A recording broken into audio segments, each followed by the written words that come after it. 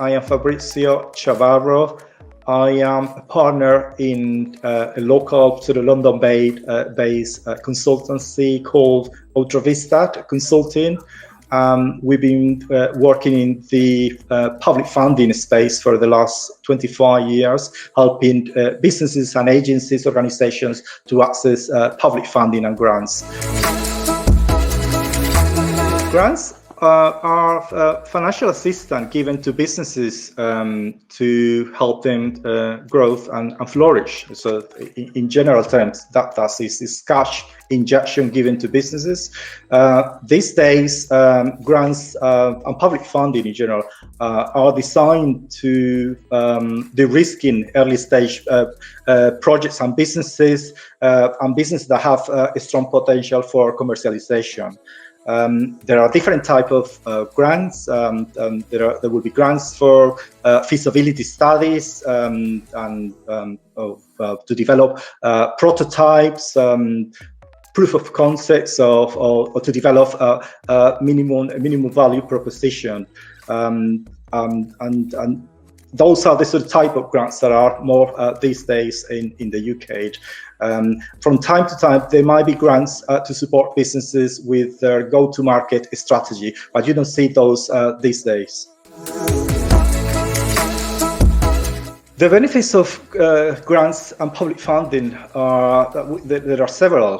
The key one is about ownership, and that means that you retain 100% ownership of the business, and you don't have to give away any equity to anyone. So that's the beauty of grants, and you don't have to repay them in the same way that you will repay a loan. Another key benefit is that the company profile increases as a result of getting a grant, and usually the fact that the funding authority is endorsing your business model, that really raises the credibility on your business proposition. Another key benefit is that many funding authorities will provide some additional support and services. So for instance, as a business or as a founder, you could get the benefits of extra marketing, because obviously once you are in the club, you will get marketing exposure to any marketing that they will carry out. But also at this stage, you see that they will also provide support in terms of business coaching, business mentoring support, and in some cases, I have seen programs where you will also have access to a network of investors. So there are programs these days that, as I said, once you are part of that club, you will have all these other services, because at the end of the day, what they want is to make sure that your project can succeed. So another key benefit, I guess, is because the company value increases as a result of getting a grant, then it should be much easier to access private investors. And in fact, there are private investors that are always looking to support projects that have received grants and public funding. So those are, and I have to say that the benefits of winning a grant always outweigh the financial injection and the cash that the business and the project receives, so that they are far more important than just the cash and that you get in terms of getting a grant. As with anything, there are pros and cons, and in terms of drawbacks, a key one is applying and searching for public funding and grants is a time-consuming process. So you need to make sure that you resource that part. You need to resource that in order to increase the chances of success. So because, as I said, it's time consuming. Normally between starting the process of searching for the correct funding opportunity, and then assessing the spec and the terms and establishing whether your business and the project meets the eligibility criteria, and then deciding to go for it. So those are stages that you need to take into consideration, and usually between submitting, developing a proposal and application form, submitting the bid, the application form, and then waiting for the results. It could take at least 6 months. Sometimes it could take even longer. So that, which is important as a business or early stage to take into account that is, if you're looking for funding in the short term, then grants are probably not the best option for you. And once you receive the grant, assuming that the project is approved and receives the grant, one of the key drawbacks is that then, as with anything, is taxpayers' money, is public money, and then there will be strings attached to that contract, and that means that you will need to be prepared to provide regular reports to the funding authority. There will also be the possibility of audits. You need to provide evidence of how you're spending the grant and the project. So a grants officer will be working with you and monitoring and overseeing that the grants is spent according to the original proposal. So those are the sort of two elements. Is time-consuming to begin with, which is why you need to plan well in advance, but also the fact that there will be conditions attached to that contract that you signed before they release the grant to the company.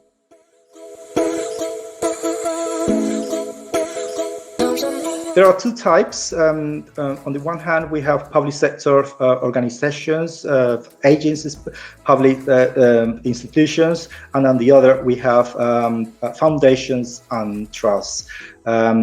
Key agencies, key public sector agencies are the UK Research and Innovation Agency, and this what I call umbrella agency manages 8 different pots of funding. One of those is Innovate UK, which is right now the innovation agency, and through Innovate UK they can support single companies, so and businesses that are invested in their own, either they're developing a new product, they're developing new services using technology, and obviously they will help you with funding to complete that development and to conduct testings, demonstration, to complete prototypes from proof of concept all the way to the completion of MVPs. Another through the UK RI, there are also these 7 research councils, and within those there are different funding opportunities as well. But obviously, the only way you can access those is through collaborative research, i.e., that you will need to work with universities and with other institutions to access some of those funding opportunities. However, with Innovate UK, as I said, you can apply it on your own right. You don't need any partners. Then another key agency is the National Institute for Health Research, NIHR, and this is for companies in the health space.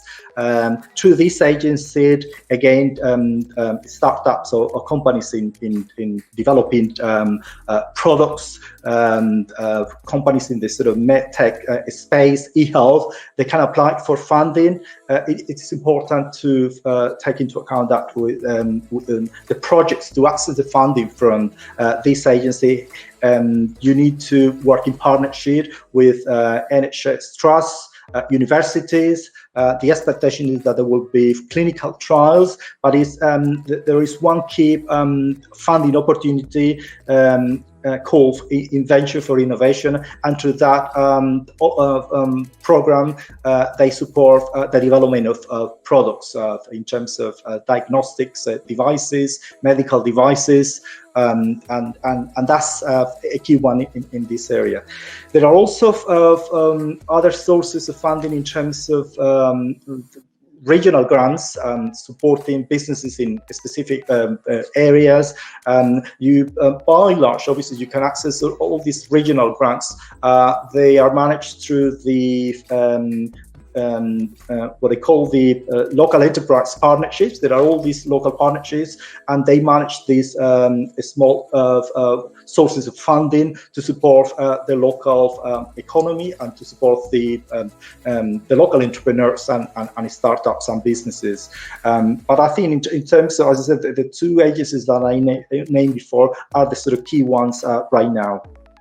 I think just to say that, coming back to Innovate UK, is that there is one single call or competition that they have, which is targeting businesses and startups in any technology sector, basically. And this is called the Smart Grants competition, and businesses from any industry can apply for that. All the other competitions from Innovate UK are very, very targeted. Obviously, they're looking at specific themes like clean energy, environment is another key theme. Space is also one of those key themes. So Innovate UK's competitions tend to be very prescriptive in terms of the type of sectors and projects that they want to support, except the Smart Grants.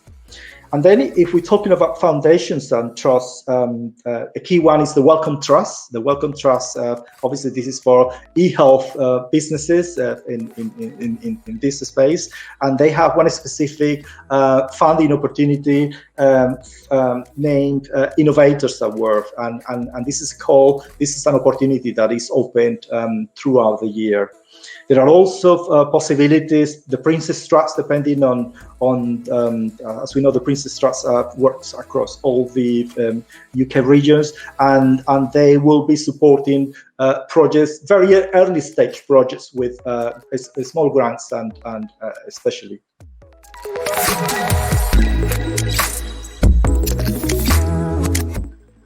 In terms of when, the best way to do is because there are competitions that are launched almost on a daily basis. So if we looked at Innovate UK, for instance, right now there are 15 different competitions. So they are, and with this, in terms of this Innovate UK, there are two calls or two competitions for the Smart Grants program per year. So it varies, and obviously the best way to do it is you just need to make sure that you get their newsletter, and in those newsletters, obviously as a company you will know when, because they will be always putting ahead all the sort of timetable in their website when the competition will be launched, so you can plan ahead well in advance. And those timetables are in the website.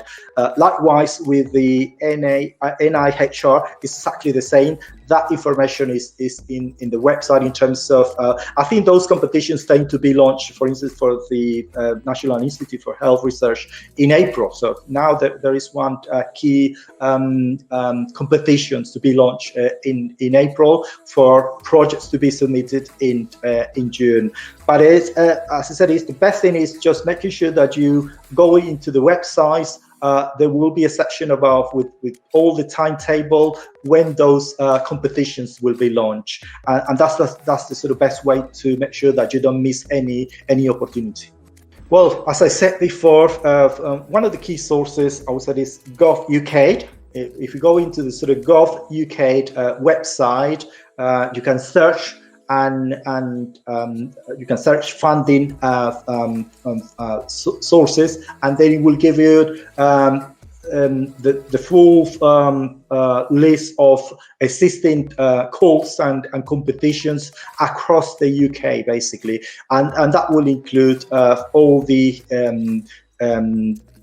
Innovate UK and the UK Research and Innovation Agency. So Gov UK is one of those. As I said, go into the UKRI website, Gov UK, and also you will see all the different funding opportunities for those 8 different strands of programs and agencies that they have, including the research councils. The NIHR, as I said, is also a key website, and the best way is just keeping an eye on because, as I said, there will be ongoing launch of funding opportunities. Also, it is important if checking from time to time the opportunities, as I said before, of the local local economic partnerships, because in those, as I said, there will be smaller amounts, smaller bidding opportunities, but it still might be relevant depending on where the businesses are located. And the best way is just going into those local websites and then checking whether because those these days are where they will be posting all the information about these competitions and any funding opportunities that they are about to launch.